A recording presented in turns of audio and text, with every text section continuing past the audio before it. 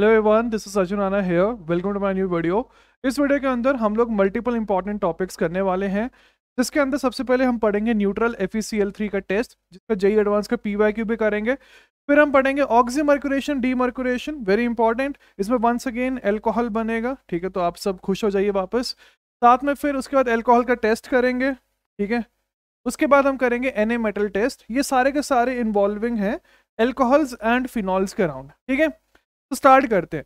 सबसे पहले हेडिंग डाल लीजिए न्यूट्रल FeCl3 टेस्ट। अगर मैं आपको बताना चाहूँ तो एक चीज़ आपको समझनी पड़ेगी कि एल्कोहल्स एंड फिनॉल्स दोनों अलग फंक्शनल ग्रुप माने जाते हैं, दोनों की अलग प्रॉपर्टीज। वरना दिमाग लगाओ, अगर फिनॉल को हम एल्कोहल के अंदर ही मानते भाई साहब, तो फिर हमारे पास चैप्टर का नाम एल्कोहल्स एंड ईथर्स होता। लेकिन जो चैप्टर का नाम है वो है एल्कोहल्स, फिनॉल्स एवं ईथर्स। इसका मतलब ये है कि फिनॉल्स एंड एल्कोहल्स दो अलग डिफरेंट फंक्शनल ग्रुप्स हैं। तो पहले तो ये चीज आपके दिमाग में फिट होनी चाहिए, ठीक है। तो यहाँ पे ऐड कर लीजिए दो स्टेटमेंट्स, फिर मैं क्वेश्चंस करवाऊंगा, फिर मैं इसका आपको मैकेनिज्म भी बताऊंगा, ठीक है। इसका मैकेनिज्म लीस्ट इंपॉर्टेंट है। नंबर 1 स्टेटमेंट ऐड कर लीजिए नोट्स में, कहाँ के लिए यूज होता है। It is use to detect, it is used to detect the presence of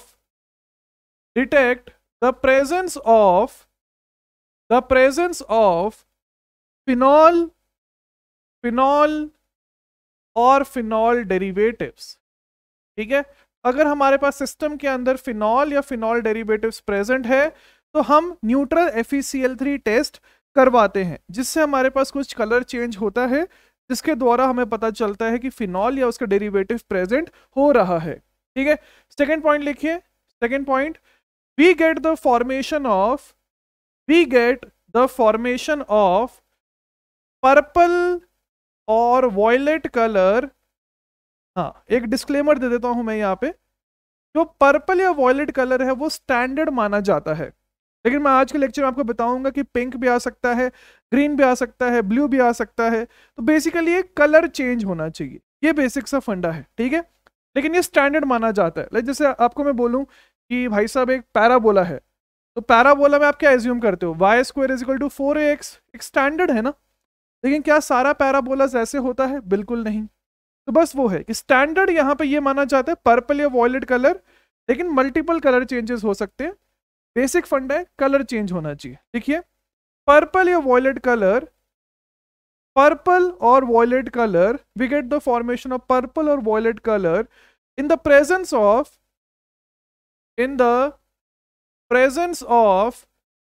phenol और phenol derivatives, in the presence of phenol और फिनॉल डेरिवेटिव्स, ठीक है। यही है, इतना सही है। बाकी मैकेनिज्म में बताऊंगा, इस पेज को लिख लेना। चलते हैं, कुछ क्वेश्चंस करवाते हैं आपसे, साथ में जेई एडवांस का PYQ भी। ABCDEFGHI, मैंने यहाँ पे कुछ रफ ढांचा तैयार रखा है। क्वेश्चन नंबर 1 ट्राई करिए। क्या यहाँ पे हमारे पास पॉजिटिव FeCl3 टेस्ट आएगा? बिल्कुल आएगा, ठीक है। सिमिलरली फॉर एग्जाम्पल मैं ये ले रहा हूं, क्या यहाँ पे पॉजिटिव FeCl3 टेस्ट आएगा? बिल्कुल आएगा, आराम से आएगा, कोई दिक्कत नहीं है। फॉर एग्जाम्पल हमने ये लिया OH-3, ये फिनॉल डेरिवेटिव है। डेरिवेटिव मतलब पता है ना क्या होता है, बेसिक स्ट्रक्चर फिनॉल है, उसके ऊपर कुछ ना कुछ और लग गया है, डिराइव्ड फ्रॉम फिनॉल है। फॉर एग्जाम्पल फोर्थ वाला मैंने ये ले लिया OH, ये भी फिनॉल डेरिवेटिव है, हेंस यहाँ पे भी पॉजिटिव टेस्ट आ जाएगा, ठीक है। फिफ्थ वाला लेते हैं, तो यहाँ पे मैंने फॉर एग्जाम्पल OH-135, OH ये ले लिया, तो यहाँ पे भी पॉजिटिव टेस्ट आ जाएगा। अब मैंने फॉर एग्जाम्पल नंबर जो F है वहां पे ये लिया OH-CH3, यहाँ पे नेगेटिव आएगा। Please understand, this is not a phenol, this is an alcohol. ये एक एल्कोहल फंक्शनल ग्रुप है, गलती मत करना जल्दबाजी में एग्जाम में, ठीक है। एल्कोहल फंक्शनल ग्रुप है। एल्कोहल एंड फिनॉल अलग होते हैं, तभी चैप्टर का नाम भी एल्कोहल, फिनॉल्स एंड ईथर्स है, ठीक है। एल्कोहल्स पी के एल्कोहल के क्वेश्चन मत करिए। उसके बाद यहाँ पे अगर मैंने यहाँ पे लगा दिया तो ये होता है alpha naphthol, very popular in amines chapter, आपको बताऊंगा मैं, ट्रू हो जाएगा। फॉर एग्जाम्पल मैंने ये ले लिया, लेट मी से ऐसा एंड ये, बताइए इधर आना चाहिए नहीं आना चाहिए? बिल्कुल आएगा, है तो फिनॉल डेरिवेटिव ही, इसलिए यहाँ पे पॉजिटिव टेस्ट आ जाएगा। सिमिलरली फॉर एग्जाम्पल ये ले लिया, वेरी पॉपुलर बीटा नैप्थॉल, अमीन चैप्टर में दिखेगा, तो ये भी फिनॉल डेरिवेटिव है, हेंस यहाँ पे भी पॉजिटिव टेस्ट आ जाएगा। ठीक है, यही है, इतना सही है। मैकेनिज्म बताऊंगा मैं, चिंता मत करिए, यहाँ तक सभी को समझ आना चाहिए। प्लीज पॉज करके लिख लीजिए, पॉज करके इसको लिख लीजिए। अब करवाते हैं आपसे जेई एडवांस का PYQ, करें फिर, क्या है सब? ठीक है, आइए नंबर जे क्वेश्चन ये है, जेई एडवांस्ड 2020 जो मोस्ट डिफिकल्ट एडवांस माना जाता है, उसमें से भी the most difficult paper that is paper 2 का ये क्वेश्चन। अभी ट्राई करो, अभी पॉज करो, ट्राई करो, फिर मैं आपको पहले आंसर बताऊंगा, फिर आप मैच करो कि आपने सही किया या नहीं किया है। एंड मेरे भाई अगर आप सही करते हो तो फिर कमेंट सेक्शन में आपको लिखना है कि आपने ये वाला क्वेश्चन जेई एडवांस 2020 वाला सही किया था, आपको जिंदगी भर याद रहेगा वो। ठीक है, सॉल्व करूं मैं, पहले आपको आंसर बताऊं, आई होप आपने पॉज करके ट्राई कर लिया हो। The correct answer is equal to 6।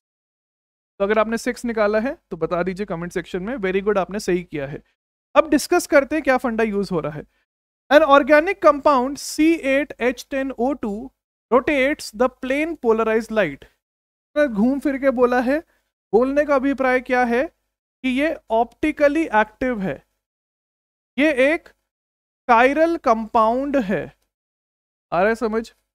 उसके बाद बोला गया है it produces pink colour, yes very good, इन्होंने देखो पिंक पे फंसाया है, मैं वही बोल रहा हूँ, कोई भी कलर आ सकता है, ग्रीन ब्लू पिंक जो भी आप सोचो, डिफरेंट के साथ डिफरेंट आता है। बेसिक फंडा ये है कि कलर आना चाहिए विद न्यूट्रल FeCl3 सॉल्यूशन।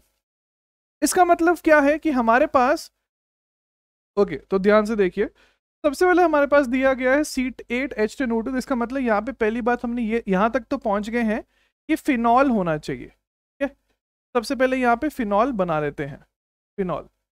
अब अगर मैं इसके मॉलिक्यूलर फॉर्मूला की बात करूं फिनॉल के, तो अब देख सकते हो C6H6O बनेगा। उसके बाद एक चीज लॉजिकली समझो, उसके बाद हमारे पास 2 एक्स्ट्रा कार्बन हमें एडजस्ट करने हैं। तो अगर आप लॉजिकल फंडा लगाओ, अगर आप दोनों कार्बन अलग अलग करके करोगे तो आप कभी भी कायरल सेंटर जनरेट ही नहीं कर पाओगे, तो वो चीज़ हमारे पास ऑप्टिकली एक्टिव बन ही नहीं पाएगी, बिकॉज हमें फिर 3 डिफरेंट ग्रुप्स चाहिए होंगे। मैथमेटिकली 3 डिफरेंट ग्रुप्स तो हमारे पास है ही नहीं। ठीक है, अगर मैं अलग अलग कर रहा हूँ, इसका मतलब हमें सभी को एक ही कार्बन पे एडजस्ट करना पड़ेगा। तो लेट मी से मैंने ये कर लिया ऐसा कुछ, एंड ये कर दिया। अब देखो, अब हमारे पास ऑप्टिकल एक्टिविटी आना स्टार्ट हो गई, एंड मॉलिक्यूलर फॉर्मूला भी मैच कर रहा है।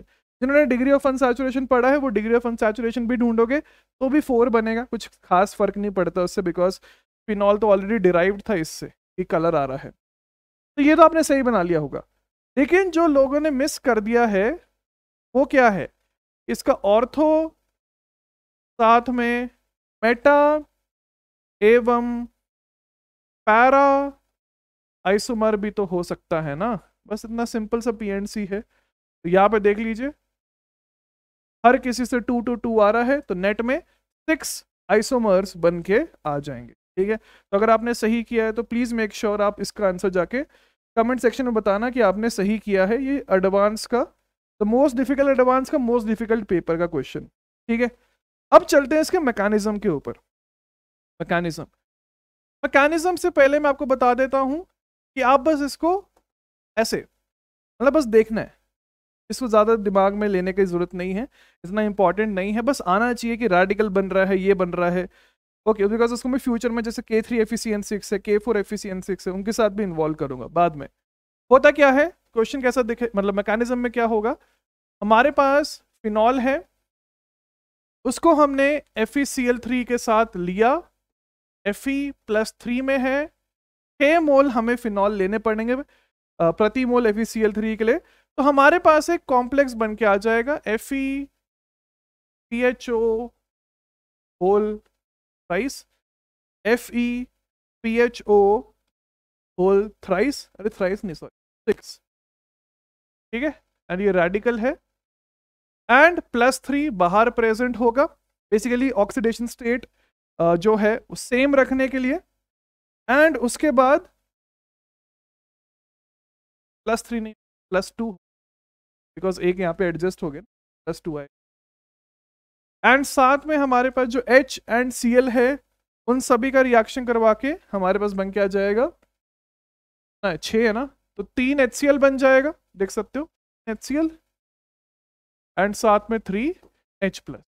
तो ये एक आयनिक इक्वेशन आती है, कैसे आई वो बताऊंगा अब मैं आपको, ठीक है। ये एक आयोनिक मैकेनिज्म से आता है, इसको आपको फॉलो करने की इतनी जरूरत नहीं है, बस आना चाहिए थोड़ा बहुत कि हो क्या रहा है।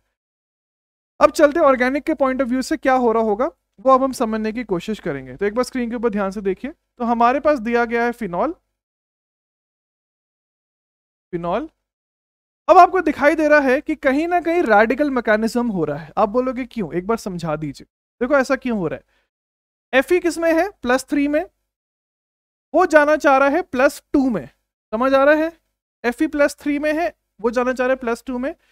प्लीज अंडरस्टैंड, हर बार जरूरत नहीं है कि left right same oxidation state हो, वो सिर्फ हाइड्रोलिसिस के टाइम पे होती है। इतने टाइम से हम हाइड्रोलिसिस ही कर रहे हैं इसलिए दिमाग में वही था, लेकिन लेफ्ट राइट सेम होने की जरूरत नहीं होती, आपको पता ही है ये चीज।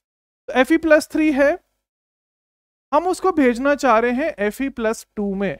देखो अभी पिछले लेक्चर में ही टॉलरेंस एवं फेलिंग्स में ही हमने ऐसी चीज, तो अगर ये हो रहा होगा तो कैसे सोचेंगे, हमें एक इलेक्ट्रॉन ऐड करना पड़ेगा, ऐड करना पड़ेगा, और जब इलेक्ट्रॉन ऐड करना पड़ेगा तो वो कहीं ना कहीं से लेना पड़ेगा। अब देखिए ध्यान से क्या होगा, प्लीज अंडरस्टैंड, लिखो मत, समझ लो। Radical radical radical radical, H radical बना, वो तो अनस्टेबल होता है। इस H रेडिकल ने क्या करा, इस H रेडिकल ने जो अपना इलेक्ट्रॉन बना वो इसको दे दिया, ठीक है। तो मैं ऐसे लिख देता हूं, ऐसा कुछ, तो वो इसने इसको दे दिया। आ रहा है समझ या नहीं आ रहा है। तो इसका खुद का रिडक्शन हो रहा है, तो दूसरों का क्या करेगा, ऑक्सीडेशन कर भी रहा है ना, रिमूवल ऑफ हाइड्रोजन। तो ये एक माइल्ड ऑक्सीडाइजिंग एजेंट की तरह भी काम करता है, mild OA, mild oxidizing agent. अच्छा बना क्या, उसके ऊपर आते हैं। तो यहां से हमारे पास बन के आ जाएगा रेडिकल, रेडिकल O रेडिकल। ये O रेडिकल किस में होगा, रेजोनेंस में होगा। क्या ये समझ आ रहा है आपको, दिखा देता हूं एक दो स्ट्रक्चर बना के। तो ये O रेडिकल जो है वो रेजोनेंस में है। सिमिलरली आप लोग पैरा वाला बना सकते हो, फिर ऑर्थो वाला, प्रकार से वापस आ जाएगा अपनी। नेट में 5 बन जाएंगे इंक्लूडिंग इट, ये बन गया। और साथ में H+ निकल जाएगा सिस्टम से, लिख दूं क्या, देख सकते हो ना, यहाँ पे H+ निकाल दिया मैंने, तो लिख देता हूं साथ में प्लस, एंड वही H+ यहाँ पे आ रहा है, इसलिए मैं लिख रहा हूँ, मैं लिखता नहीं उसको। ये उसके बाद क्या हुआ, उसके बाद ये आया, इसने कंबाइन किया इसके साथ, कंबाइन करिए, कंबाइन करिए, क्या बनेगा, FeOPH एक कॉम्प्लेक्स बन के आ जाएगा। आ रहा है समझ, प्लीज लिख लीजिए इसको।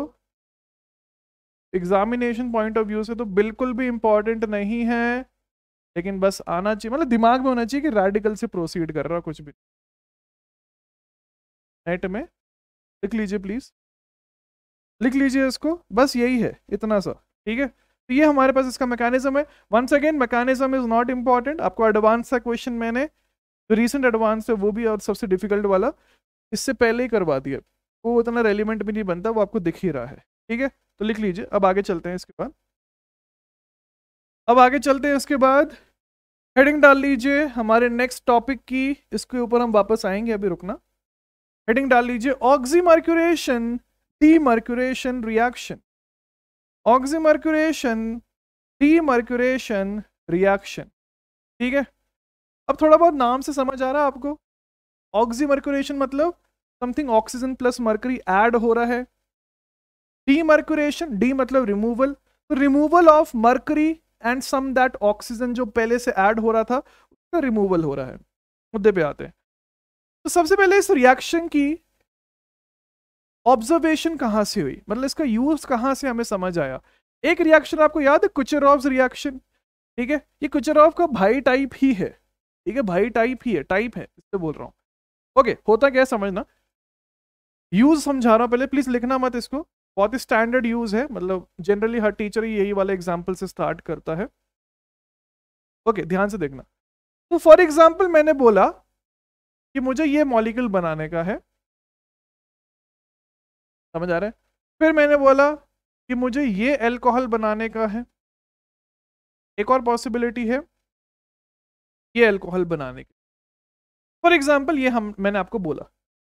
तो नंबर 1 वाला आप कैसे बना सकते हो, क्या आपको याद आ रहा है एल्कीन चैप्टर, एलिफैटिक हाइड्रोकार्बन्स का लास्ट लेक्चर, इलेक्ट्रोफिलिक एडिशन, इसको आप डाइल्यूट H2SO4 से बना सकते हो, याद आ रहा है, या H3O+ भी यूज कर सकते हो। ये वाला नहीं पता हमें कैसे होगा, ये अभी तक नहीं पता है, ये भी नहीं पता है, ये आपको अगले से अगले लेक्चर में पता चलेगा। इसमें हाइड्रोबोरेशन ऑक्सीडेशन होता है, वो तब बताएंगे। तो जो सेकंड वाला है ये आज हम पढ़ेंगे। इसी में हम लोग यूज करते हैं ऑक्सीमर्क्यूरेशन, डीमर्क्यूरेशन। तो फिर हमारे पास ये बन के आता है। तो बेसिकली ये प्रिपरेशन ऑफ एल्कोहल्स का ही मेथड है, इसलिए मैं इसको एल्कोहल चैप्टर में पढ़ाता हूं। ठीक है, तो इसको आप लिख लीजिए। अब आते हैं इसके ऊपर। इसको स्टार्ट करने से पहले मैं आपसे एक क्वेश्चन करवाना चाहता हूं, ट्राई करोगे अभी? जेई एडवांस पेपर नंबर 2 का ये क्वेश्चन है, multiple correct, please try to do this. JEE advance 2019, वो भी पेपर 2 का क्वेश्चन है, क्वेश्चन नंबर 7, ऊपर लिखा भी आप देख सकते हो, मल्टीपल करेक्ट है। एक बार ट्राई करो, अभी पॉज करो, ट्राई करो, फिर मैं आपको आंसर बताऊंगा, फिर आप मुझे बताना कि किस किस का सही हुआ। ट्राई करो, जल्दी से ट्राई करो, ठीक है, आई होप आपने ट्राई कर लिया हो। अब मैं आपको आंसर बताता हूं, फिर आप मुझे कमेंट सेक्शन में बताना कि आपने सही निकाला है या नहीं निकाला। The correct answer is option and option D. मेरे भाई, अगर आपने सी एंड डी निकाला है, वेरी गुड, कमेंट सेक्शन में बताना कि आपने सही किया है। देखो हो क्या रहा है, क्विक रिवीजन करवा दूं मैं आपको। देखिए, नंबर वन कौन सा है ये reaction, HgSO4 dilute H2SO4, कुचेरोव्स reaction. दूसरा वाला कौन सा है, टॉलेंस रिएजेंट, लिटरली पिछले लेक्चर में पढ़ाया ये तो। जिंक अमेलगम कंसंट्रेटेड HCl, कौन सा रिएक्शन है ये मेरे भाई, क्लीमेंसन रिडक्शन, देखो नेम्ड रिएक्शन भर भर के। SOCl टू pyridine, कौन सा है, SN2 रिएक्शन है, जहां पे Cl इंट्रोड्यूस होता है। AlCl3 तो मैं क्या बताऊं आपको, ये तो रग रग में बसा होना चाहिए। फ्रीडल क्राफ्ट रिएक्शन है, या तो अल्काइलेशन होगा या तो असाइलेशन होगा, depending on the situation. And once again Clemmensen reduction, ये है। ठीक है, स्टार्ट करके बताओ, बना देता हूं मैं QRS।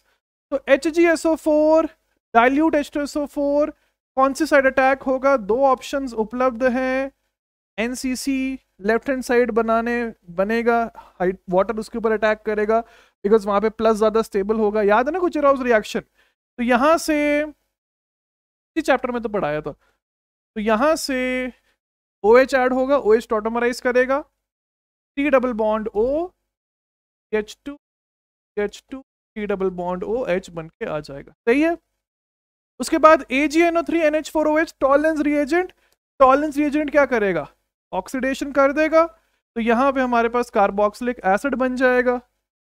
उसके बाद जिंक अमेलगम कंसंट्रेटेड HCl, वो सिर्फ एल्डिहाइड्स या कीटोन्स को ही रिड्यूस करता है, तो मेरे भाई बस इसके रिडक्शन हो जाएगा, एसिड का कोई रिडक्शन नहीं होगा, तो ये बन जाएगा Q। देखो है ना मजेदार, सिंपल है, मतलब विदाउट मैकेनिज्म आए भी आप सही कर सकते हो, ऐसा क्वेश्चन है। तो नंबर Q हमारे पास ये है। तो ये वाला तो इधर ही एलिमिनेट हो गया, बिकॉज ये गलत दिया गया है, देखो फंसाया अच्छा उसने OH देके। उसके बाद है SOCl2 pyridine, तो SOCl2 pyridine क्या करेगा, इसको ये बनाएगा Cl। उसके बाद है AlCl3, तो फ्रीडल क्राफ्ट असाइलेशन हो जाएगा, करवाइए। तो मेरे भाई यहाँ पे आपके पास असाइलोनियम आयन बन गया, इंट्रामोलिक्यूलर रिएक्शन हो जाएगा, दोनों पोजीशंस आइडेंटिकल हैं, कहीं पे भी करवा दीजिए। तो नंबर R फॉर एग्जांपल मैंने यहाँ पे करवा दी, ऊपर भी करा सकते हो, वो ये बन के आ जाएगा ना, कोई दिक्कत नहीं है किसी को। तो नंबर R ये बन के आ जाएगा, एंड यहाँ पे ये गलत हो जाएगा जो आपको दिख भी रहा है। ठीक है, अब चलते हैं, ये हो गया नंबर R, इधर लिख दिया मैंने नंबर R। नंबर एस में क्या हो रहा होगा देखते हैं, जिंक अमेलगम कंसंट्रेटेड HCl। डरावना क्वेश्चन है लेकिन है कितना आसान, बस कीटोन हटेगा तो ये बन के आ जाएगा। CND is the correct answer. अगर आपने सही किया तो प्लीज मेक श्योर आप कमेंट सेक्शन में बताना, प्लीज मेक श्योर आप कमेंट सेक्शन में बताना, ठीक है। ये क्वेश्चन मैंने इसलिए लिया था ताकि मैं आपको क्विक रिवीजन करवा सकूं फ्यूचर ऑफ्स का। अब चलते हैं हमारे आज के, अच्छा क्वेश्चन था ये, देख सकते हो आप। ओके, इसके ऊपर OMDM, तो हेडिंग डाल लीजिए ऑक्सीमर्क्यूरेशन डीमर्क्यूरेशन। सबसे पहले रिएक्शन कैसे दिखेगा पहले हम वो समझने की कोशिश करते हैं, ठीक है। तो लिखना मत अभी, पहले समझ लो भाई, पहले समझ लो। तो होता क्या है कि हमारे पास कोई भी एल्कीन दिया है, लेट मी से मैं इथीन ले लेता हूं, क्या ले लेता हूं, इथीन, इथीन, ठीक है, सिंपलेस्ट ले लेते हैं स्टार्ट करने के लिए, इथीन। इसके साथ हम रिएक्ट करवाएंगे, देखो रिएजेंट क्या होगा, मर्क्यूरेशन करवाने के लिए हम लोग यूज करते हैं HgOAc। ध्यान से समझना, इसमें बहुत सारी पेचीदा चीजें जो इग्नोर्ड हैं, ठीक है, तो प्लीज अंडरस्टैंड दिस केयरफुली, लिखो मत अभी, समझ लो। साथ में एक न्यूक्लियोफाइल होगा जो हम एक जैसे लेते हैं वाटर, लेकिन कोई भी न्यूक्लियोफाइल हम ले सकते हैं, वो हम लेंगे, चिंता मत करिए, ठीक है। तो ये होता है ऑक्सीमर्क्यूरेशन का प्रोसेस। उसके बाद डीमर्क्यूरेशन के लिए यूज होता है NaBH4 in alkaline medium, B बनता है। अब लिखो मत प्लीज, समझ लो, इसमें पेचीदा चीजें भी हैं। ओके, होगा क्या समझना। तो HgOAc होल ट्वाइस है। अच्छा, क्या मरकरी के पास लोन पेयर है? 1000 बार बता दिया मैंने आपको, है। कौन सी लोन पेयर है? 6s2। तो दिखता नहीं है, लेकिन जब आप इलेक्ट्रॉनिक कॉन्फ़िगरेशन लिखोगे तब आपको पता चलेगा उसके पास लोन पेयर है, मरकरी के पास लोन पेयर है, कुचेरोव्स के टाइम भी बताया था। तो क्या होगा, तो ये हमारे पास है CH2 डबल बॉन्ड CH2। अब एक ऐसा इलेक्ट्रोफाइल जिसके पास लोन पेयर है तो क्या बनता है, क्या बनता है, नॉन क्लासिकल कार्बोकटायन। याद आ रहा है ना, NCC, NCC तभी ही तो बनता है जब लोन पेयर हो हमारे इलेक्ट्रोफाइल के पास। इसने इसके ऊपर हमला किया, ये लीविंग ग्रुप है तो निकल गया O-AC। तो भाई साहब यहां पे हमारे पास बन जाएगा एक नॉन क्लासिकल कार्बोकटायन, बना लीजिए HgOAc। ये सबको क्लियर है ना कैसे बन रहा है एक नॉन क्लासिकल कार्बोकटायन।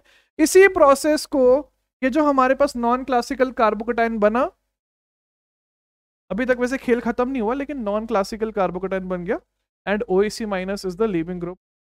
अच्छा, अब उसके बाद क्या है, वाटर। अब जरूरी नहीं कि हर बार ही वाटर हो, कोई भी न्यूक्लियोफाइल हो सकता है। मैं अभी के लिए वाटर ले रहा हूं, ठीक है, जैसे होता है ना एक स्टैंडर्ड, हम फिनॉल भी ले सकते हैं, फिनॉल भी हमला कर सकता है, बिकॉज न्यूक्लियोफाइल ही लेना चाह रहे हैं ना हम। हमला करवा दिया। कौन सी साइड से हमला होता है NCC के, जिस साइड पे याद है ना कार्बोकटायन ज्यादा स्टेबल होता है, बिकॉज माइनस एक अच्छे प्लस के साथ इंटरैक्ट करना चाहेगा, एलिफैटिक हाइड्रोकार्बन का रिवीजन। तो भाई साहब यहां पे हमारे पास बन के आ जाएगा HgOAc CH2 OH2 plus, and जो OH2 प्लस है उसमें से माइनस H प्लस कर दीजिए इस स्टेप में, तो क्या बन के आ जाएगा OH। बस यही जो प्रोसेस है नंबर A, वो हमारे पास है ऑक्सीमर्क्यूरेशन प्रोसेस, ऑक्सीमर्क्यूरेशन प्रोसेस। अब चलते हैं डीमर्क्यूरेशन प्रोसेस के ऊपर। तो यहां पे मैं आपको बहुत बड़ा डिस्क्लेमर देना चाहता हूं। डीमर्क्यूरेशन ये हो गया OM, अब चलते हैं DM के ऊपर। तो मेरे भाई इसका जो रिएक्शन मैकेनिज्म है that is not known, very important. The reaction mechanism for demercuration process is not known। अभी तक हमने कौन कौन से ऐसे रिएक्शन देखे हैं जहां पे हमने खुद से एडजस्टमेंट किया या जेई लेवल पे एडजस्टमेंट कराया जाता है? शॉल रिएक्शन, बहुत सारे लोग तो शॉल बताते भी नहीं, चलो हंस डिकर रिएक्शन कल परसों पढ़ाया गया था, याद है, उसमें भी इवन जेरी मार्च में लिखा गया था, ठीक है। यहां पे भी सेम चीज हो रही है, reaction mechanism is unknown, it is not known. तो हमें खुद से कुछ जुगाड़ करना पड़ेगा सोचने के लिए, ठीक है। तो बस मैं वो आपको जुगाड़ बता रहा हूं कैसे सोच सकते हैं, लेकिन वंस अगेन ये रियल नहीं है जो मैं बताने वाला हूं। तो बिल्कुल ध्यान से देखिए, NaBH4 क्या होगा, अगले से अगले लेक्चर में मैं आपको रियल मैकेनिज्म ऑफ NaBH4 भी बताऊंगा, LiLH4 के साथ कैसे ट्रांजिशन स्टेट बनती है। लेकिन अगर आप बेसिक लेवल पे सोचो तो NaBH4 के पास 4H माइनस है ना, क्या इतना इनऑर्गेनिक आपको आता है? समझ रहा ना? देखो Na प्लस बोरॉन के ऊपर +3, तो Na plus B plus 3 4H minus, मेरे भाई उसके पास H माइनस प्रेजेंट है, तो H माइनस आएगा। ये हम फर्जी मैकेनिज्म कर रहे हैं समझाने के लिए जेई लेवल पे। मेरे हिसाब से आपके टीचर ने आपको शायद ये वाला रियली बता दिया होगा, ऐसा नहीं है लेकिन ठीक है। हमला हुआ, समझ आ रहा है क्या हो रहा है? इसके ऊपर हमला हुआ, ये लेके निकल गया, प्लस चार्ज बना दिया, एंड जो माइनस है वो इसके ऊपर चला गया। वही है, जुगाड़ करने की कोशिश कर रहे हैं, आपको दिख ही रहा है कि गलत होने वाला है, लेकिन वही है, ट्राई किया जा रहा है बस और कुछ। ठीक है, तो क्या बन रहा है? तो हमारे पास बन के आ रहा है CH2H CH2OH। क्या आपको समझ आ रहा है? H माइनस ऊपर नीचे आगे पीछे कहीं से भी हमला कर सकता है, तो ये भी तो बन सकता है ना मेरे भाई, ये भी तो बन सकता है, बिकॉज हाइड्रोजन की क्राउडिंग थोड़ी होती है। एंड साथ में इनऑर्गेनिक प्रोडक्ट्स क्या बन गए? Hg हट गया, Hg हट गया, एंड साथ में OAC माइनस हट गया, तो ये बन क्या रहा है? ये जुगाड़ है ये। अगर आपको मैं सिंपल लैंग्वेज बताऊं तो बस HgOAC को हमने हाइड्रोजन से रिप्लेस कर दिया। ऐसे भी करो तो भी सही आंसर आके आ जाएगा। ठीक है, और इंटरेस्टिंग चीज बताऊं, ये सिंपल सा मैकेनिज्म है, नॉन क्लासिकल कार्बोकेटाइन फॉर्मेशन हो रहा है, उसके बाद चीजें आगे बढ़ रही हैं। अब जो मेरे से एक बार डाउट पूछा भी गया था वो बता रहा हूं। मेरे से डाउट पूछा गया था, सर OAC माइनस भी तो न्यूक्लियोफाइल है, OAC माइनस भी तो न्यूक्लियोफाइल है, तो वो क्यों नहीं हमला कर दे रहा? That is a good doubt, right? Because OAC minus is also nucleophile. Yes, it can attack, it can attack. और जब ये अटैक करेगा, अगर करता है तो मैं बताऊंगा क्यों करेगा, कब नहीं करेगा, लेकिन अगर ये हमला करता है तो क्या बनेगा? तब ऑक्सीमर्कुरेशन के बाद ये बन जाएगा ना, ऑक्सीमर्कुरेशन के बाद ये बन जाएगा।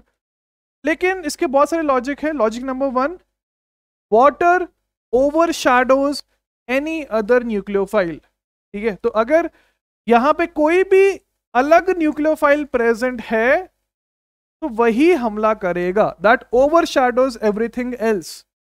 दूसरा लॉजिक जो और आसान है समझने के लिए, OAC माइनस क्या है? ये है ना OAC माइनस, दिख रहा है नहीं दिख रहा है? ये तो रेजोनेंस में, तो उतना अच्छा न्यूक्लियोफाइल नहीं है ये, बिकॉज ये इंटरनली ही रेजोनेंस में इन्वॉल्व है, तो बाहर नहीं देना चाहेगा। तो इस लॉजिक से भी आप समझ सकते हो। ठीक है, तो अगर हमारे पास, जो नेक्स्ट डाउट था वो ये था कि अगर हमारे पास कोई न्यूक्लियोफाइल ना दिया हो तो तब सही है, तब आप सही बोल रहे हो। अगर हमारे पास कोई भी न्यूक्लियोफाइल नहीं दिया है, ऐसा क्वेश्चन अभी तक नहीं आया है, ठीक है, तो ये ब्लफ क्वेश्चन हो जाएगा, तब ये आपके पास सही आंसर बन के आ जाएगा, तब आपके पास ये सही आंसर बन के आ जाएगा। ठीक है, समझ आ गया ना सभी को? ठीक है, तो अगर वाटर प्रेजेंट है तो वाटर सभी के ऊपर डोमिनेट करेगा एंड वही मेजर बन के आएगा। अच्छा, इसमें और भी इंटरेस्टिंग चीजें हो सकती हैं, जैसे फॉर एग्जांपल ये एक जो KP बाय क्वालिफाइड पर्सन उसने पूछा था मेरे से। ठीक है, उसने मेरे से ये पूछा, मतलब स्टूडेंट ने पूछा मेरे से कि सर देखो कितना अच्छा क्वेश्चन है, समझना इस क्वेश्चन को, कि सर हमें ये तो समझ आ गया कि अगर वाटर प्रेजेंट है तो ये बनेगा मेजर, बिकॉज एक्सटर्नल न्यूक्लियोफाइल है, बेटर न्यूक्लियोफाइल है, यहाँ पे रेजोनेंस है, एक्सेट्रा एक्सेट्रा, वो सब हमें समझ आ गया। लेकिन सर आप ये बात बताइए हमें कि जो OAC माइनस है, सॉरी जो OAC है ये वाला प्रोडक्ट, वाटर की प्रेजेंस में भी, once again please understand, water की प्रेजेंस में भी, लेट हिम से, उसने बोला कि अगर ये 90% है ये भी तो 10% होगा ना। क्वेश्चन समझ आ रहा है उस बच्चे का? उस बच्चे ने मेरे से ये पूछा, मतलब फिर वो IIT बॉम्बे गया उसके बाद, भाई ये 90% है, देखो कितना अच्छा क्वेश्चन है, ये भी तो 10% हो सकता है, तो फिर हम इसको क्यों नहीं लेते वाटर की प्रेजेंस में भी? समझो क्यों नहीं लेते, बिकॉज जो OAC है उसका भी तो हाइड्रोलिसिस हो सकता है ना। देखो भाई कैसे, तो जो OAC है उसका स्ट्रक्चर बनाइए, ये OAC है या नहीं है। इसलिए जब अगर वाटर की प्रेजेंस में लेते भी हैं इसको, तो ध्यान से देखिए मेरे भाई, क्या हो जाएगा, SNAE हो जाएगा, SNAE हो जाएगा। एट द एंड ये 0% ही बनता है, ना कि 10%। तो ट्रेसेस में भी नहीं बनता है, यही आपके पास 100% बन के आ जाता है। समझ आ रहा है क्यों? बिकॉज एट द एंड जो आप बना रहे थे वाटर की प्रेजेंस में वो हाइड्रोलाइज हो जाता है। इंटरेस्टिंग पॉइंट है ये, ठीक है। तो ट्रेसेस में भी नहीं बनता है, देखो कितना अल्ट्रा एडवांस कंसेप्ट है, कितना इंपॉर्टेंट है। दिखने में कितना छोटी सी चीज है, लेकिन बहुत सारी चीजें इसमें इग्नोर की जाती हैं पढ़ाते हुए। तो वो सारी चीजें मैंने आपको यहाँ पे ढंग से पढ़ा दी, ठीक है। तो लिख लीजिए प्लीज, लिख लीजिए इसको। ओके, अब जो मरकरी है, कहाँ लिखा मरकरी, मरकरी की स्टेट क्या होती है, लिक्विड, जीरो में ना। ओके, तो अब इसकी थ्योरी ऐड कर लीजिए, थ्योरी ऐड कर लीजिए नोट्स में प्रॉपर तरीके से। थ्योरी, थ्योरी नंबर वन देखिए, it is OMDM follows NCC intermediate mechanism। इसको जैसे मर्जी लिखना है, NCC intermediate is formed etc, जो भी आप बोलना, NCC intermediate is formed during the reaction। Second point लिखिए, सेकेंड पॉइंट देखो, ये भी भयंकर इंटरेस्टिंग पॉइंट है एडवांस के पॉइंट ऑफ व्यू से। देखिए ऑक्सीमर्क्यूरेशन जो है, ऑक्सीमर्क्यूरेशन वो किस प्रकार का होगा, एनसीसी में क्या होता है, एंटी। ऑक्सीमर्क्यूरेशन हमारे पास है एंटी एडिशन, ये तो समझ आ गया आपको। Oxymercuration is anti addition. लेकिन मेरा क्वेश्चन ये है कि जो डीमर्क्यूरेशन है वो क्या होगा, जो डीमर्क्यूरेशन है वो क्या होगा। देखो सिन प्लस एंटी दोनों हो सकता है, ठीक है। Once again mechanism is not known yet, शायद पता भी नहीं चले, लेकिन जो हमने आपको फर्जी बताया उससे भी समझ आ रहा है ना, H- ऊपर नीचे कहीं से भी हमला कर सकता है। तो डीमर्क्यूरेशन कैन बी सिन और एंटी बोथ। देखो कितना भयंकर इंटरेस्टिंग पॉइंट, भयंकर इंटरेस्टिंग पॉइंट। थर्ड पॉइंट लिखिए, third point, since NCC is formed as an intermediate, since NCC is formed as an intermediate, hence no rearrangement is possible, hence no rearrangement is possible, ठीक है। Fourth point लिखिए, जैसे आपको दिख ही रहा है ना, क्या बन रहा है ये, इथेनॉल। इथेनॉल आप सबका फेवरेट, इथेनॉल। और क्या चाहिए जिंदगी में, कितना प्यारा रिएक्शन है, यादें ताजा कर लीजिए, ठीक है। इथेनॉल बन रहा है, ठीक है। तो नो रीअरेंजमेंट। फोर्थ पॉइंट लिखिए। हाँ, एक और इंटरेस्टिंग पॉइंट, अगर मैं इनिशियल टाइम की बात करूं तो वहां पे आपको दिखेगा जो मरकरी है वो एक +2 ऑक्सीडेशन स्टेट में है ना, +2। तो मेरे भाई इनिशियली वो आपके पास +2 में है, लेकिन अगर मैं फाइनल की बात करूं तो किस में है, 0 में। तो फाइनली वो 0 है, लेकिन इनिशियली +2 है। इसका मतलब क्या हुआ कि net oxidation state change is equal to 2। एक कुछ और में जाके रिवाइज करो, वहां पे क्या चेंज आ रहा था, ठीक है। समझ आ रहा है, देखो कितना इंपॉर्टेंट पॉइंट है। फिफ्थ पॉइंट लिखिए, hence oxymercuration demercuration, hence oxymercuration demercuration is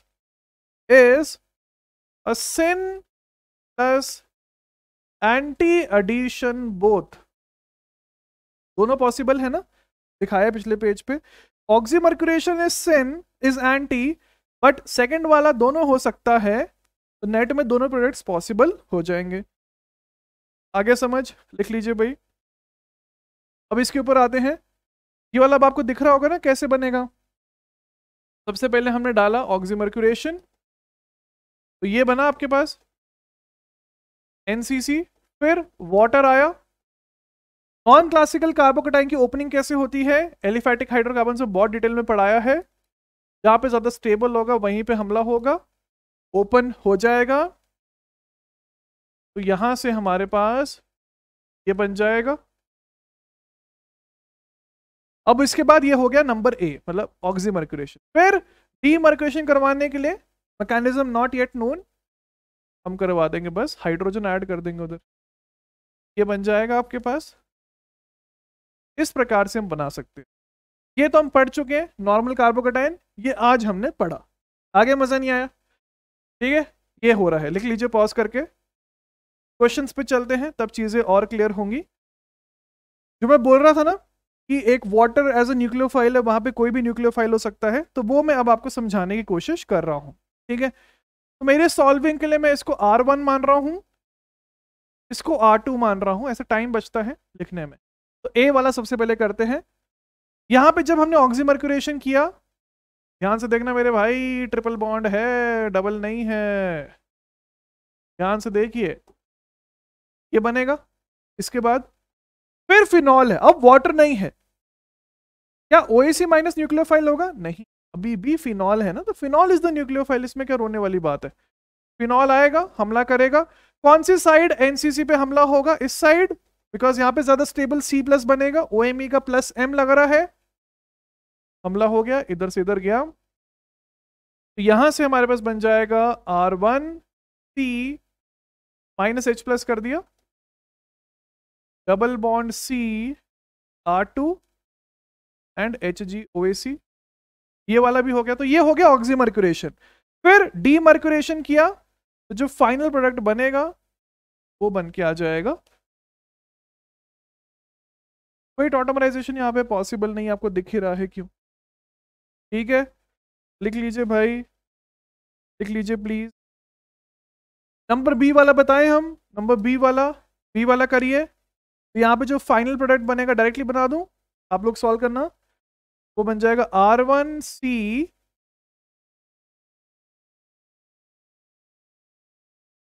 sorry, R1C OCH3 double bond CH R2, ये बनेगा नहीं बनेगा? ये एज अ होमवर्क करना, हिंट दे देता हूं, ketone is the final answer. Hint है, वैसे आपको पता ही क्या होने वाला, टॉटमराइजेशन कर लेना इसको।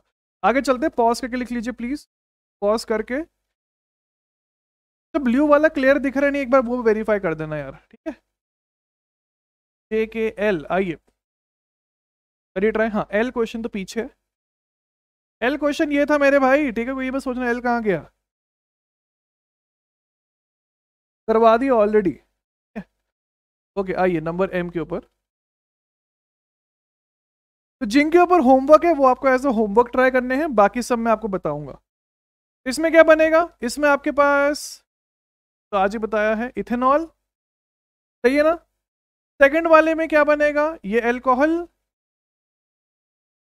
थर्ड वाले में क्या होगा, ये हमारे पास एक सिस मॉलिक्यूल है। तो जब HgOAC होल ट्वाइस आया, तो सबसे पहले तो ये बना, इधर साइड में बना देता हूं, थोड़ी जगह बच जाएगी हमारे। बनेगा नहीं बनेगा? बिल्कुल बनेगा, क्यों नहीं बनेगा। फिर वाटर आया, कहीं से भी हमला हो सकता है, लेफ्ट राइट से, तो यहां से ये बन गया, माइनस H प्लस कर दीजिए, HgOAC लग गया, एट द एंड यहां पे हाइड्रोजन लग जाएगा, क्लियर है ना। एक पॉसिबिलिटी ये है, लेकिन साथ में एक और पॉसिबिलिटी हो सकती है, जब वाटर ने लेफ्ट हैंड साइड हमला किया। आप बोलोगे ऐसा क्यों? अरे भाई दोनों पे इक्वल पॉसिबिलिटी है ना, इक्वल क्राउडिंग है सब कुछ, equal stability of carbocation to be very exact, तो ये बन जाएगा तब। तो ये हमारे पास पॉसिबिलिटीज हो सकती, समझ आ रहा है नहीं आ रहा है, ठीक है। वो कार टैम एक्सेट्रा मत लगाते रहो, नॉर्मली सॉल्व करो और देखो कि ऐसा क्यों हो रहा होगा। लिख लीजिए भाई पॉज करके पहले तो, लिख लीजिए भाई पॉज करके पहले तो, आगे चले। आपको यहाँ पे दिख ही रहा है, दोनों आइडेंटिकल ही है ना, दोनों आइडेंटिकल है ना, कहीं से भी कराओ, वो होना भी चाहिए आइडेंटिकल, बिकॉज दोनों तरह से इक्वल प्रोबेबिलिटी है। ओके, ओ वाला पी वाला एज अ होमवर्क ट्राई कर लेना, तो भी आपको आंसर पता चल जाएगा क्या आने वाला है, हिंट है यही आने वाला है। नंबर क्यू में क्या होगा, नंबर क्यू में क्या मैं डायरेक्टली बना दूं, ये हो जाएगा नहीं होगा? बिल्कुल होगा। नंबर आर के ऊपर आते हैं। नंबर आर में Hg, अब once again stability of carbocation के लेफ्ट में ज्यादा होगी राइट में, लेफ्ट वाले में ज्यादा होगी तो हमला वहीं से होगा। यहां से आपके पास नंबर आर में बन के आ जाएगा, बना देते देखो है तो ये एनसीसी का रिवीजन ही। मेरे हिसाब से बहुत सारे बच्चों को लग भी रहा होगा कि भाई कुछ तो नया आज हमने पढ़ा ही नहीं। बिल्कुल सही बात है, आपने कुछ भी नया नहीं पढ़ा आज। तो सारे क्वेश्चंस एनसीसी में किए वो सारे आज रिपीट हो सकते हैं। ये कर लेना, ये कर लेना। नंबर यू में क्या हो जाएगा, वैसे मुझे नहीं बताना चाहिए बिकॉज मैंने अभी यही बताया आपको, यही अभी बताया है, लेकिन आपको पता है ना क्या बन जाएगा। चलो मैं यहाँ पे पॉज लेता हूँ इधर, यहाँ तक तो बना लोगे सही। उसके बाद टॉटोमराइज हो जाएगा। जैसे टॉटोमराइज हुआ इथेनल बन के आ जाएगा। लिख लीजिए प्लीज, लिख लीजिए प्लीज जल्दी से यहाँ तक। आगे चलते हैं। Number W, number X, number Y, number Z एवं Z1। तो Z एंड Z1 होमवर्क है, पहले मैं डिस्कस करता हूँ डब्ल्यू एक्स एंड वाई में क्या हो रहा होगा। अब अगर आपको एनसीसी याद हो तो मैंने आपको वहां पे एक बहुत ही इंटरेस्टिंग चीज बताई थी, और वो चीज क्या थी, इंट्रामोलिकुलर रिएक्शंस। तो जब आप यहां पे बनाओगे एनसीसी नंबर डब्ल्यू में, क्या आपको दिखाई दे रहा है कि इंटरनल न्यूक्लियोफाइल भी है। अब तो हम एनजीपी भी पढ़ चुके हैं बहुत डिटेल में, ठीक है। तो अब तो इंट्रामोलिकुलर बोलो ना बोलो, आप एनजीपी बोलो अब ज्यादा प्रोफेशनल साउंड करने के लिए। तो ये बनेगा, तो यहां पे एक इंट्रामोलिकुलर अटैक हो जाएगा।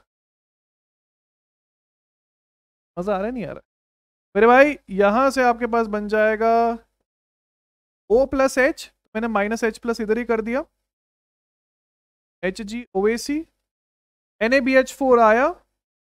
जो फाइनल प्रोडक्ट है तो ये बन जाए, दे रहे ना सभी को इंट्रामोलिकुलर रिएक्शन। अब देखो यहाँ पे मैंने जो लिया है वो CH3SH है, तो यहाँ पे न्यूक्लियोफाइल ये बनेगा, तो इसने हमला किया तो प्रोडक्ट बन के आ जाएगा। क्या मैं डायरेक्टली बना दूं, बनेगा नहीं बनेगा, बनेगा नहीं बनेगा। अच्छा मैं कभी कभी कार्य सेंटेंस ना भी मार्क करूँ तो आप खुद से करते रहना, ठीक है। कभी कभी स्किप हो जाता है वो लिखते लिखते, तो आप मार्क करते रहना। वाई में ध्यान से देखिए, Y Z and Z1 questions क्या है, वहां पे instead of asking the product I have asked कि रिएक्टेंट क्या होगा, बस इतना सा है, ठीक है। रिएक्टेंट क्या होगा, तो इसका रिएक्टेंट क्या होगा क्या आप जज कर सकते हो, ये होगा ना। अटैक कहां से होगा, अटैक इधर किधर से हो रहा होगा, तो यहीं पे आसपास डबल बॉन्ड होना चाहिए चिपका हुआ, बिकॉज एनसीसी बन रहा है। जब एनसीसी बनेगा तो रीअरेंजमेंट नहीं होता, तो बिल्कुल बगल बगल में होना चाहिए, तो या तो इस तरफ होगा या तो इस तरफ होगा, दोनों आइडेंटिकल है, ये बन के आ जाएगा। जेड में भी सेम क्वेश्चन है। Z1 और अच्छा क्वेश्चन है जहां पे आपके पास एक्स भी पूछा गया है, साथ में आर भी पूछा गया, तो वो भी आपको ट्राई करना है। क्या क्या प्रोबेबिलिटीज हो सकती हैं, पॉसिबिलिटीज हो सकती हैं, ठीक है। तो प्लीज इसको ट्राई करके आइए, इन दोनों क्वेश्चंस को ट्राई करके आइए। वैसे है सिंपल ही, कुछ मुश्किल नहीं है, ठीक है। चले आगे फिर, चले, या तो मैं आपको हिंट दे दूं कितनी पॉसिबिलिटीज होंगी, दे देते हैं। दो पॉसिबिलिटीज होने वाली, मतलब एक पेयर एक और पेयर, दो पेयर बनने वाले। चलो हिंट भी दे दिया, ठीक है। तो वो भी आप ट्राई कर लेना। वैसे आपको दिख ही रहा है कि दो पेयर्स पॉसिबल है, दो पेयर समझ आ रहा है ना कैसे पॉसिबल है, ठीक है। दो चीजें हैं, उसमें से आपके पास किया गया है बस फैक्टोरियल। तो वैसे भी सोच सकते हो, वरना प्रॉपरली पेयर्स बनाओ कि क्या क्या होंगी। ओके आगे चलें फिर, लिख लीजिए प्लीज पॉज करके, लिख लीजिए प्लीज पॉज करके। समझ आ गया ना OMDM। अब आइए नेक्स्ट, लूकस, अरे भाई सब आसान आ गया, अब आसान पार्ट से, लूकस रिएजेंट टेस्ट। तो लूकस रिएजेंट टेस्ट क्या है, तो क्या हुआ भाई, आपने बहुत अल्कोहल बनाना सीख लिया, ठीक है। पुलिस भी आएगी चेक करने के लिए किस प्रकार की अल्कोहल है, 1 डिग्री 2 डिग्री 3 डिग्री, तो जो फूकने वाला ना वो ये है। अब आपका टेस्ट होगा मेरे भाई, आप कौन सी प्रकार के अल्कोहल लगा के आए हो, वो होगा। बहुत ग्रिग्नार्ड पढ़ लिया, बहुत विसाइनल डायोल्स पढ़ लिया, सब पढ़ लिया, अब आपका होगा टेस्ट, अब पकड़े जाओगे, ठीक है। तो सबसे नंबर 1 पॉइंट ऐड करिए, the reagent used is, the reagent used is FIR show होता था ना, उसमें बोलते हैं गोभी टिका के आओ ऐसे। द रिएजेंट यूज्ड इज, मस्त एक्टर हो, concentrated HCl ZnCl2, concentrated HCl ZnCl2। Second point लिखिए, it is a test used to differentiate 1 degree, 2 degree, 3 degree alcohols। it is a test used to differentiate but not necessarily this। तो मैं आपको question करवाऊंगा वो इसके ऊपर होगा ही नहीं, ये बस बेसिक डेफिनेशन है कि 1 डिग्री, 2 डिग्री या 3 डिग्री अल्कोहल को डिफरेंशिएट करने के लिए यूज किया जाता है। पुरानी यादें एल्कीन्स की, पुरानी यादें एल्कीन्स की, आइए। तो फॉर एग्जांपल मैंने एक 1 डिग्री अल्कोहल लिया, देखो बहुत सिंपल है भाई, बहुत सिंपल है। आप बोलोगे तो रिवीजन चल रहा है आज, बिल्कुल सही बात है, रिवीजन ही चल रहा है। पहले एनसीसी का रिवीजन, अब सीसी का रिवीजन, ठीक है। तो 1 डिग्री, 2 डिग्री, 3 डिग्री। अब उसके बाद हमने इसको रिएक्ट करवाया, कंसंट्रेटेड HCl ZnCl2, ये है, ये नेम्ड है, ठीक है, नेम्ड रिएक्शन है, लूकस ने ये यूज किया, तो लूकस रिएजेंट है, सिंपल सा तो है। तो रिएक्ट करवा दीजिए, यहां पे रिएक्ट किया, कार्बोकेटाइन बनेगा, Cl माइनस हमला करेगा, तो प्रोडक्ट क्या बनेगा, प्रोडक्ट बनाने आना चाहिए, ये बनेगा। यहाँ पे सेम चीज, OH2 प्लस हटा, Cl माइनस आया, हमारे पास बन जाएगा R1 CHR2 Cl। यहाँ पे क्या हो जाएगा, सेम चीज, तो R1 CR2 R3। प्रोडक्ट में तो मेरे हिसाब से किसी को कोई भी दिक्कत नहीं है। बल्कि मैं आपको एक इंटरेस्टिंग चीज बताऊं, इन तीनों का कलर ही वाइट होता है। This is a white turbidity, white turbidity. जब आप लैब में करोगे, शायद ये 12th में होता भी है, हाँ होता है 12th की लैब में, ये वाइट टर्बिडिटी बन के आती है। यहाँ पे भी भाई साहब वाइट टर्बिडिटी।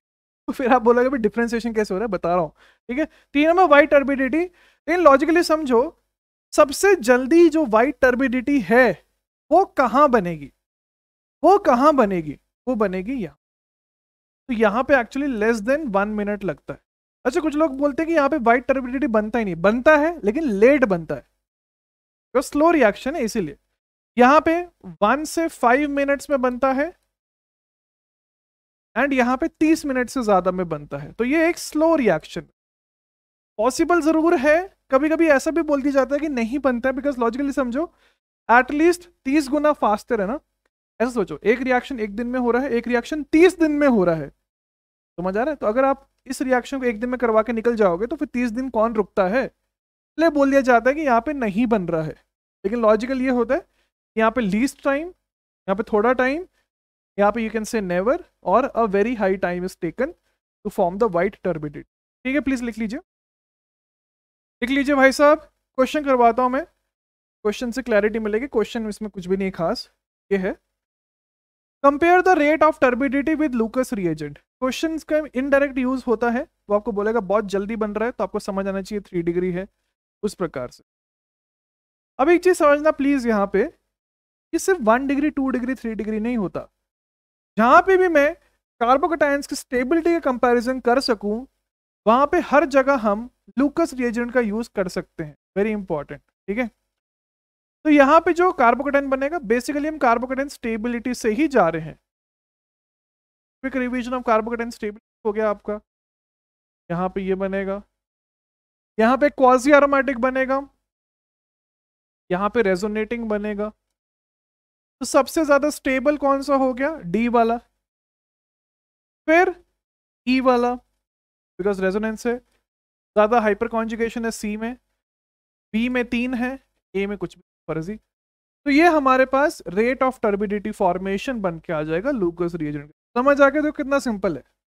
तो बेसिकली हम इनडायरेक्टली डायरेक्टली बस कार्बोकेटाइन की स्टेबिलिटी को कंपेयर कर रहे हैं, कंपेयर कर रहे हैं। अच्छा, आगे बढ़ने से पहले मैं कुछ बताना चाहता हूँ यार, जो हमारा लास्ट टॉपिक है उससे पहले, कि भाई अभी 2 दिन तक आपके पास वीडियोस नहीं आएंगे। दैट इज, आज क्या है, आज है 23, है ना। तो 26 को मेरा एक एग्जाम, मैं ग्रुप पे भी डालूंगा, टेलीग्राम नहीं ज्वाइन किया तो कर लेना ज्वाइन प्लीज, ठीक है, लिंक इन द डिस्क्रिप्शन। तो वहाँ सारा होमवर्क एक्सेट्रा मिलता है। उस एग्ज़ाम हमारा है 26 को। मैं 2016 के बाद पहली बार एक एग्ज़ाम देने जा रहा हूँ जो कॉम्पिटिटिव, वो स्टॉक मार्केट से रिलेटेड एग्ज़ाम है, ठीक है, सेबी का, NIS का। हाँ, तो ऑल दी बेस्ट भी बोल देना भाई कमेंट सेक्शन में, बहुत सालों से एग्ज़ाम दिया नहीं है। तो अब आप जो 2 दिन है उसमें रिवीजन कर लेना, जो आपका बचा कुचा पार्ट है कंप्लीट कर लेना, ठीक है, तो वो आपकी हेल्प हो जाएगी इन 2 दिन में। उसके बाद फिर वापस 26 से लगातार वीडियोस आएंगे, एग्जाम दे के डायरेक्टली हम घर पे आएंगे, सीधा वीडियो बनाएंगे डाल देंगे। लेकिन 26 को एग्जाम है, मैंने एक शब्द भी नहीं अभी तक पढ़ा है, ठीक है, 2 दिन मुझे चाहिए पढ़ने के लिए, सेल्फ स्टडी के लिए, ताकि मैं पढ़ लूँ कि हो क्या रहा है। ओके, हेडिंग डाल लीजिए, Na metal test. Na metal test, Na metal test पहले लिख लीजिए डेफिनेशन, फिर लॉजिक बताता हूँ, ठीक है, ये भी बहुत सिंपल है, लिखो भाई। It is a test, it is a test for acidic hydrogen. It is a test for acidic hydrogen. Acidic hydrogen. Second point लिखिए, second point, it is generally used, it is generally used to test for alcohols. Once again alcohol का ही test है. It is generally used to test for the presence of alcohols, for the presence of alcohols। ठीक है, देखो है ना, मजे बहुत कर लिए अल्कोहल के नाम पे, अब टेस्ट होगा, अब पकड़े जाओगे मेरे भाई। तो देखो ये वही वाली बात है, ये जनरल एसिडिक हाइड्रोजन के लिए है, लेकिन हम इसका यूज करते हैं एल्कोहल्स के लिए, एल्कोहल की प्रेजेंस चेक करने के लिए। कैसे होता है, वैसे मैंने आपको विलियमसन के टाइम पे बताया है ये कैसे होता है, ठीक है, विलियमसन का जो स्टार्टिंग पॉइंट है ना वो यही था। तो मैंने ROH लिया, साथ में सोडियम मेटल लिया, कैसा रिएक्शन दिखेगा आपको, क्या बन रहा है पूछा गया, कैसे बन रहा है उसी से आएगा आपको समझ। तो मेरे भाई हमारे पास सोडियम है, सोडियम का लिखो मत, समझ लो, सोडियम का क्या काम है, दुनिया का कोई भी मेटल हो तो काम होता है इलेक्ट्रॉन देना, बिकॉज अगर वो इलेक्ट्रॉन देगा तो उसके पास नोबल गैस कॉन्फ़िगरेशन आएगा, तो वो स्टेबल बनेगा। आगे समझ। तो हमारे पास है ROH, ले लेते हैं ROH, इलेक्ट्रॉन ने हमला किया, करवाइए, रेडिकल, रेडिकल, इलेक्ट्रॉन किसके ऊपर जाएगा, इलेक्ट्रॉन जाएगा ऑक्सीजन के ऊपर, ऐसा कर देता हूं, ऑक्सीजन के ऊपर RO-। तो मेरे पास यहां बन रहा है RO-, लेकिन साथ में दिक्कत क्या है, साथ में तो H+ बन रहा है, H रेडिकल बन रहा है, भयंकर अनस्टेबल, नहीं बनता है, समझो, याद करो विलियमसन वाला रिएक्शन। तो फिर हमने एक और मोल ले लिया, सेम रिएक्शन करवा दिया, तो यहां पे जो H रेडिकल बना वो रिएक्ट कर लेगा इसके साथ, तो RO- Na+ बन रहा है, लेकिन साथ में H2 गैस बन। अब समझ आ रहा है टेस्ट कैसे हो रहा है, यही टेस्ट है। तो रियल लाइफ में क्या होगा, जब आपके पास हाइड्रोजन आती है तो आपको पता है पॉपिंग साउंड, बर्निंग की पे आती है एक्सेट्रा, यही है, इतना सही है। अगर मैं बैलेंस कर दूं, सभी के 2-2 मोल यूज हुए, साथ में 2 मोल्स RO- Na+, साथ में ये है टेस्ट। लेकिन पहले लिख लीजिए फिर बताता हूं, लिख लीजिए प्लीज। लेकिन please understand, it is not just a test for alcohols, मैं यहाँ पे आपको दिखा रहा हूँ एल्कोहल्स के सिवाय भी। Once again phenol is not an alcohol, बार बार दिमाग में बोल रहा हूँ घुसाने के लिए। कार्बोक्सिलिक एसिड है, एसिडिक हाइड्रोजन है, क्या बन जाएगा, RC≡O- Na+ एंड हाइड्रोजन। समझ आ रहा ना कैसे, सेम मैकेनिज्म, ये बन जाएगा। तो यहाँ पे हमने तो एसिड का टेस्ट कर लिया, तो बस वही है, लाइक वही ना पैराबोला, बाय डिफॉल्ट क्या है, बहुत सारे वेरिएशंस होते हैं, बस वही है। बाय डिफॉल्ट हम एल्कोहल्स के लिए बोलते हैं, लेकिन किसी भी कंपाउंड के पास जहां पे एसिडिक हाइड्रोजन हो हम इसका यूज कर सकते हैं, जैसे ये सल्फोनिक एसिड। अच्छा वीडियो को लाइक कर देना भाई, अभी तक नहीं किया है प्लीज लाइक कर दीजिए, -Na+, साथ में हाइड्रोजन 2, और वो भी बताना जो 2 एडवांस से क्वेश्चंस आपको इस लेक्चर में करवाए हैं वो सही किया नहीं किया आपने। देखो यहाँ पे हमारे पास एसिडिक हाइड्रोजन है, बिकॉज क्वाजी एरोमेटिक कंपाउंड बनेगा, तो ये एक ऑर्गेनिक कंपाउंड से देखो कितना अच्छा एसिडिक हाइड्रोजन आ रहा है, साथ में H2 2 2 लिख लीजिए प्लीज, इसको जल्दी से लिख लीजिए, ठीक है, यही है। तो प्लीज मेक श्योर वीडियो को लाइक कर दीजिए, साथ में जो क्वेश्चंस होमवर्क दिए हैं उनको एज अ होमवर्क करना। कमेंट सेक्शन में बताओ कि जो 2 एडवांस के क्वेश्चंस, बिकॉज ये रिसेंट एडवांस के लिए से मैं ज़्यादा फोकस कर रहा हूँ 19-20 वाले, वो आपके पास कितने सही हुए, ठीक है, कौन सा गलत हुआ, क्यों हुआ, रीजन भी लिखो, ठीक है। मिलते हैं फिर नेक्स्ट लेक्चर में। All the best everyone. Once again 2 दिन तक अभी वीडियोस नहीं आएंगी, उन 2 दिन का आपको यूटिलाइजेशन करने का है। मेरा है एग्ज़ाम 26 को, ठीक है, 26 दिसंबर को एग्ज़ाम है, 26 दिसंबर को।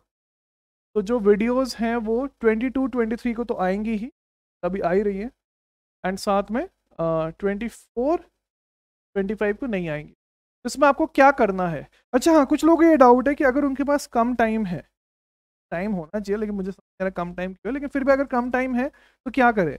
सबसे पहले वीडियोस पूरी देखनी है, दैट इज़ नॉन नेगोशिएबल। आप रियल लाइफ में क्लास को स्किप करते हो क्या जब बैठे होते, नहीं कर सकते ना, वही है। तो वीडियोस यहाँ पे क्लास है, साथ में अगर टाइम नहीं है डीपीपीस को अभी छोड़ देना, एंड MS चौहान का होमवर्क डेफिनेटली कर लेना जो आपको टेलीग्राम पे मिलता है, ठीक है। तो अगर आप MSc वाला जो होमवर्क है उतना भी कर लो तो मोर देन इनफ है, ठीक है, बिकॉज बहुत से लोगों से MSc हिलते भी नहीं है, वो हम ऐसा होमवर्क देते हैं आपको लेक्चर के अंदर।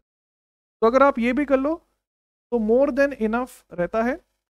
फिर आप बोलोगे शीट्स कब कर, हाँ एक और चीज़, जब आप MSc को होमवर्क कर रहे हो ना एंड क्लास में भी कर रहे हो, उन क्वेश्चंस को सर्कल मार्क करो जो आपसे नहीं हो रहे हैं सॉल्व, समझ आ रहा है नहीं आ रहा है, क्वेश्चंस को सर्कल मार्क करो जो सॉल्व नहीं हो रहे हैं, बिकॉज फिर रिवीजन के टाइम पे वो आपका बहुत समय बचाएंगे।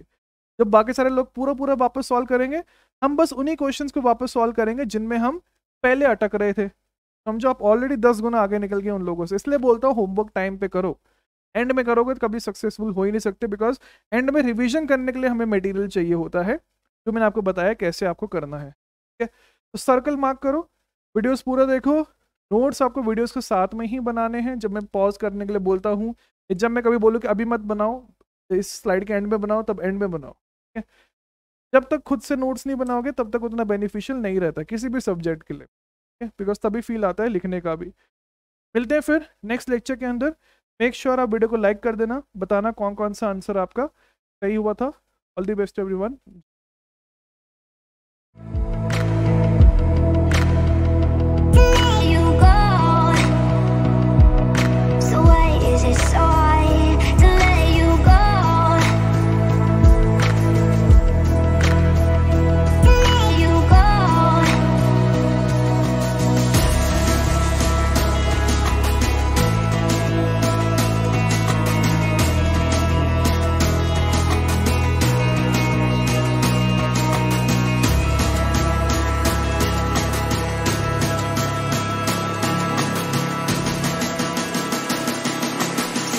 Is it sorry to let you